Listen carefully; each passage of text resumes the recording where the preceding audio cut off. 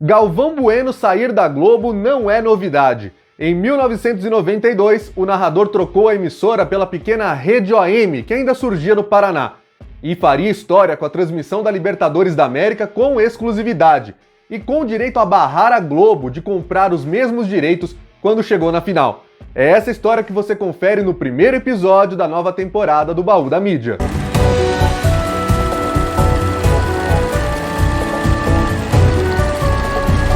O ano era 1992. As organizações Martinez no Paraná, pertencentes ao então deputado José Carlos Martinez, fundava uma emissora, a Rede OM Brasil, com a ideia de ser, a longo prazo, a terceira maior do país e a primeira a funcionar a sua cabeça de rede fora do eixo Rio-São Paulo. Segundo uma matéria da Folha de São Paulo, publicada no dia 27 de fevereiro de 92, a meta era até mais ousada. A Rede OM Brasil falava em alcançar o terceiro lugar em audiência em até 90 dias. Para isso, a emissora comprou a TV Corcovado, no Rio de Janeiro, que era pertencente ao Guilherme Stoliar e também ao Silvio Santos anteriormente. Como o SBT não usou esses canais no Rio, eles venderam para as organizações Martinez. Em São Paulo, a saída foi fazer uma parceria com a TV Gazeta, que garantiria o fornecimento e a distribuição do sinal para o maior mercado publicitário do país. No jornalismo, o investimento foi grande também. Eles contrataram o Dante Matiusi para ser o diretor de jornalismo da emissora e eles teriam um telejornal chamado Fala Brasil. Isso mesmo, o mesmo nome que mais tarde seria reaproveitado e com muito mais sucesso pela Rede Record. Mas o grande destaque era mesmo o esporte. A Rede OM pegou uma competição que não era tão valorizada assim pelas emissoras brasileiras e que estava sobrando no mercado. Tratava-se da Taça Libertadores da América. A Globo não quis transmitir e a Rede OM aproveitou esse vácuo. Melhor ainda, os investimentos de esporte contavam também com a parceria com uma nova empresa que estava surgindo, a PGB, Produções Galvão Bueno. No começo de março de 92, a Rede OM fez a sua primeira transmissão da Libertadores com o jogo entre Criciúma e São Paulo. Tá entendendo agora o cenário, né?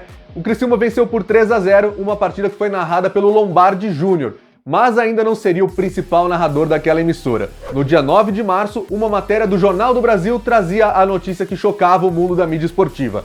O narrador Galvão Bueno deixava a Rede Globo e passaria a ocupar um espaço comprado pela sua empresa na Rede OM. As comparações eram inevitáveis. Luciano do Vale saiu da Globo 10 anos antes, em 1982, após a Copa do Mundo, justamente para passar a fazer produção de eventos em parceria com uma emissora de televisão. Primeiro tinha sido a Record e mais tarde a Band, que se consolidou como o canal do esporte graças ao Luciano do Vale. Mais tarde, no dia 19 de março, o Jornal do Brasil esclarecia ainda mais a informação.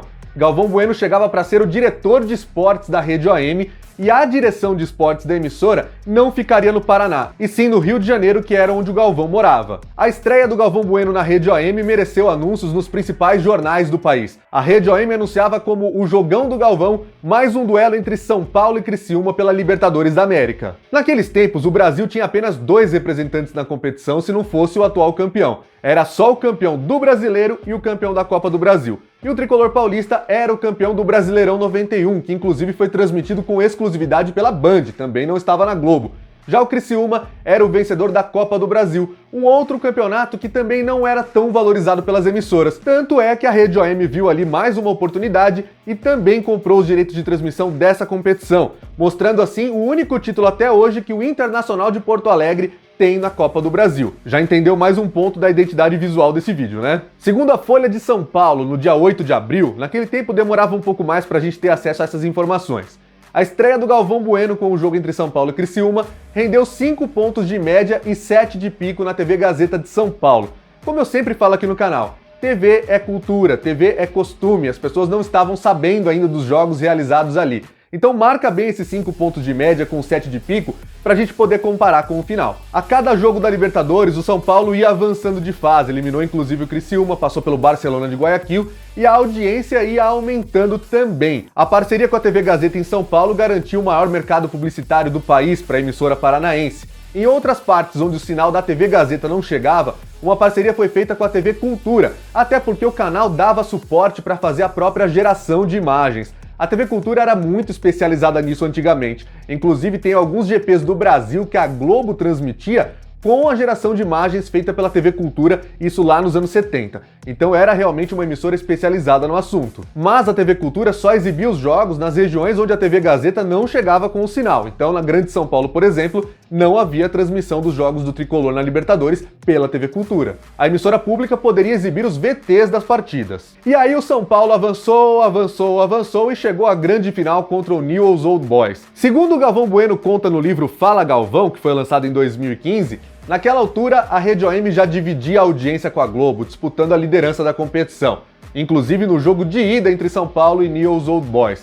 E aí a Globo tentou comprar os direitos da última final, da finalíssima, do jogo no Morumbi que definiria o grande campeão da Libertadores da América. Essa é uma prática muito comum na Globo. Ela desvalorizava alguns campeonatos e quando via sucesso nas concorrentes tentava comprar. Prova disso é que mais adiante, 8 anos depois, no Mundial de Clubes da FIFA, existem notícias de que a Globo tentou comprar os direitos de transmissão da final entre Corinthians e Vasco, depois que viu a Band fazer muita audiência. No livro Fala Galvão, o narrador disse o seguinte: na final, no jogo de ida, Newell's 1, São Paulo 0, na Argentina, já tínhamos conseguido dividir a audiência com a Globo, que fez de tudo para comprar o direito de transmitir conosco a finalíssima. Pedi desculpas ao Ciro José, diretor da Globo, e ao Marcos Lázaro, mas não vendi.